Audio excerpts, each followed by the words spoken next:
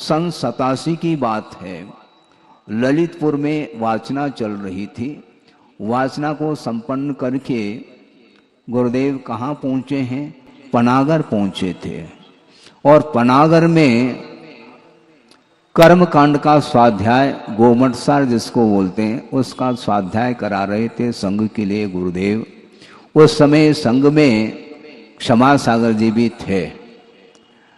और उस समय उस स्वाध्याय के दौरान उन्होंने गुरुदेव के सामने एक जिज्ञासा रखी और उन्होंने ये कहा कि महाराज, हमारी ये स्वयं की जिज्ञासा नहीं है, किंतु कई लोग आकर के मेरे सामने जिज्ञासा रखते हैं, उसका उचित समाधान अभी तक मैं नहीं दे पाया हूँ, इसलिए उसी जिज्ञासा को आपके सामने रखा जा रहा है।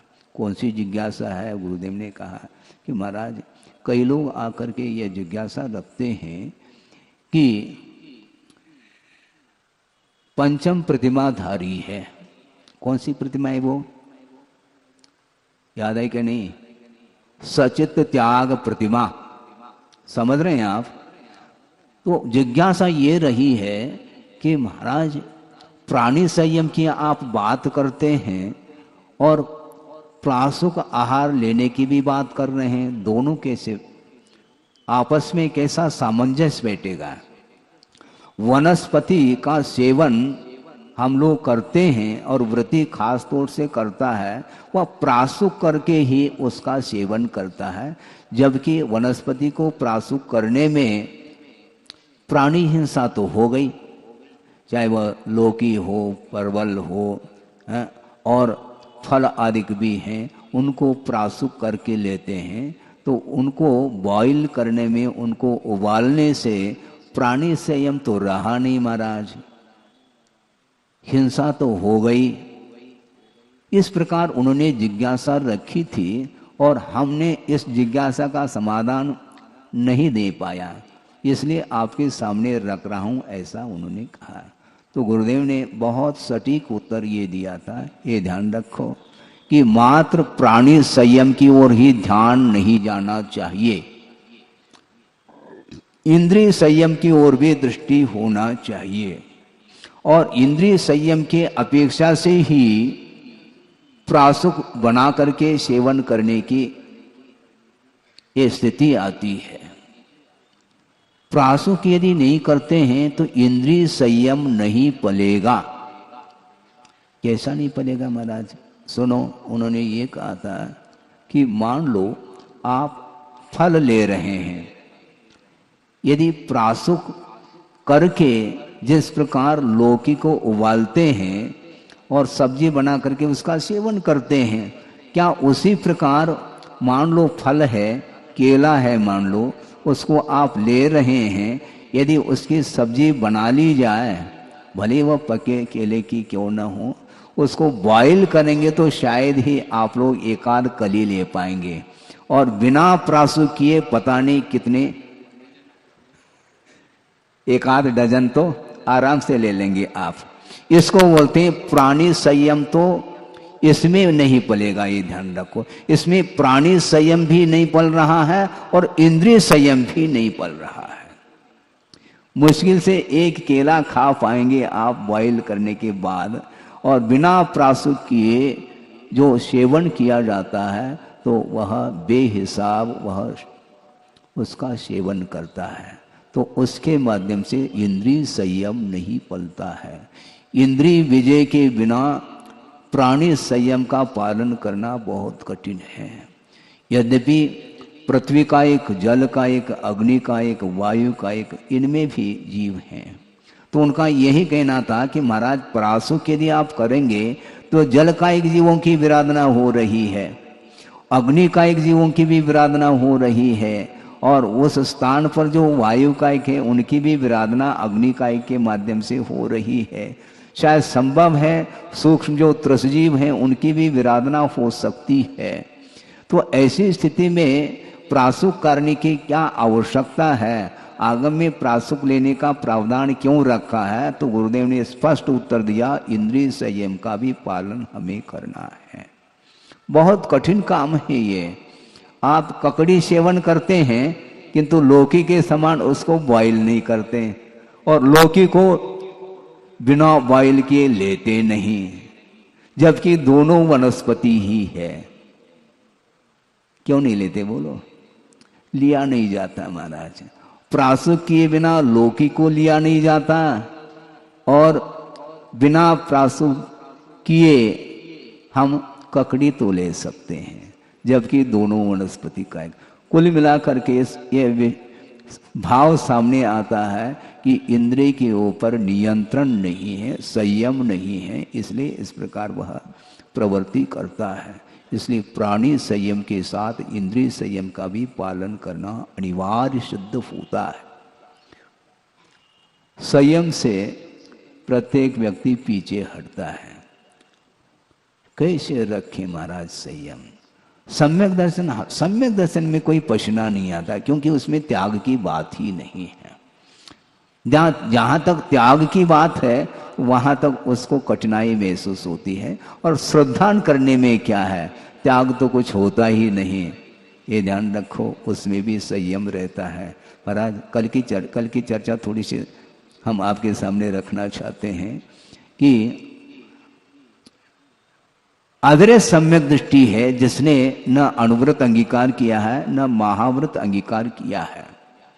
तो ऐसी स्थिति में एक विद्वान ने ही आचार्य ज्ञान सागर जी महाराज के सामने ये विचार रखे थे उन्होंने कि महाराज आपकी धारणा क्या है, किस विषय में? उन्होंने ये कहा था कि महाराज अविरत सम्यक दृष्टि जिसके पास संयम नहीं है, न अनुव्रत के रूप में न महाव्रत के रूप में, तो ऐसी स्थिति में अविरत सम्यक दृष्टि, सम्यक दर्शन तो उसके पास है किंतु व्रत संयम नहीं है। तो ऐसी स्थिति में अविरत सम्यक दृष्टि क्या मद्य मधु मांस का सेवन कर सकता है क्या? है? सुन रहे हैं आप? तो आचार्य ज्ञान सागर जी महाराज ने कहा मेरी धारणा तो रहने दो, तुम अपनी धारणा बताओ पहले। तो उन्होंने ये कहा कि महाराज वह अविरति है, व्रत तो उसके पास है ही नहीं, इसलिए मद्य मधु मांस के सेवन करने में बाधा क्या है? इस प्रकार उन्होंने अपने विचार रखे। तो आचार्य ज्ञान सागर महाराज ने कहा इसको आगम के अनुरूप ही हमें उत्तर देना है, और देते भी हैं। उन्होंने स्पष्ट कहा कि मद्य मधु मांस का जो त्याग का विकल्प ही नहीं होना चाहिए, क्योंकि जो वस्तु ग्रहण करने में आती है उसके त्याग का विकल्प आता है, और मद्य मधु मांस ये अनुपसेव्य है, ये ग्रहण करने योग्य है ही नहीं। जो ग्रहण करने योग्य नहीं है उसके त्याग का क्या विकल्प करते हो? किंतु वर्तमान में मद्य मधु मांस का भी त्याग कराने की आवश्यकता पड़ रही है, क्योंकि इतना पतन हो चुका है। सोचो, विचार करो, मद्य मधु मांस ग्रहण करने योग्य वस्तु है क्या? तो उसका क्या त्याग होता है? महाराज हम त्याग धर्म के दिन मद्य मधु मांस का त्याग करते, गलत बात है ये। वह ग्रहण करने योग्य ही नहीं है। कोई ये कह दे, कोई व्यक्ति ये कह दे कि महाराज मेरा आजीवन जहर का त्याग है। सुन रहे कि नहीं आप? तालियां नहीं बजाइए आप। इसका अर्थ ध्यान से आप सुन नहीं रहे हैं। एक व्यक्ति वह है जो कह रहा है कि महाराज मेरा आजीवन जहर का त्याग है, तो उसके लिए आशीर्वाद दे दे, मतलब ऐसा है? क्या कहना चाह रहे हो? त्याग किसका होता है? जहर का त्याग नहीं होता। अमृत का त्याग करो तब तो हम माने दोनों हाथ से आशीर्वाद दे दें आपको। यही तो समस्या है, किसका त्याग होता है ये भी ज्ञात नहीं है, और विद्वान होकर के इस प्रकार विचारधारा रखते हैं, धारणा उनकी बनी है, ये आगम विरुद्ध धारणा मानी जाती है। हालांकि वह असंयमी है, उसके पास न अनुव्रत है न महाव्रत है, इसके बावजूद भी कुंद कुंद स्वामी ये कहना चाहते हैं कि अविरत सम्यक दृष्टि के पास भी सम्यक्ताचरण चारित्र होता है। उसके पास संयमा संयम नहीं, न संयम है, इसके उपरांत भी सम्यक के अनुरूप उसका आचरण बरकरार बना रहता है और रहना चाहिए।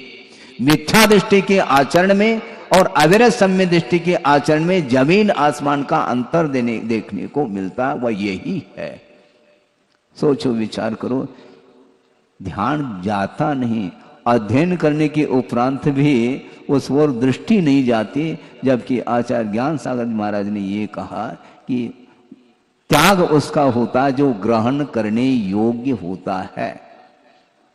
जो ग्रहण करने योग्य है उसके प्रति जो आसक्ति है उसको कम करने का नाम त्याग माना। अज्ञानी का भी आचरण होता है कि वह आचरण संसार के लिए कारण माना जाता है। कोई आरोग्य की दृष्टि से कोई किसी चीज का त्याग करता है तो भी वह त्याग की कोटि में नहीं आता।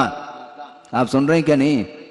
मान लो कोई हार्ट पेशेंट है और डॉक्टर ने कह दिया तुम घी नहीं खा सकोगे, तेल नहीं खा सकोगे, तली हुए जो सामान है वो नहीं ले सकोगे, तो फिर वह छोड़ रहा है। वह संयम का पालन कर रहा है, मतलब नहीं, वह संयम नहीं रख रहा है। इस अपेक्षा से वह उसका परित्याग कर रहा है कि जल्दी से जल्दी ये रोग ठीक हो जाए ताकि मैं दोनों हाथों से खा सकूं।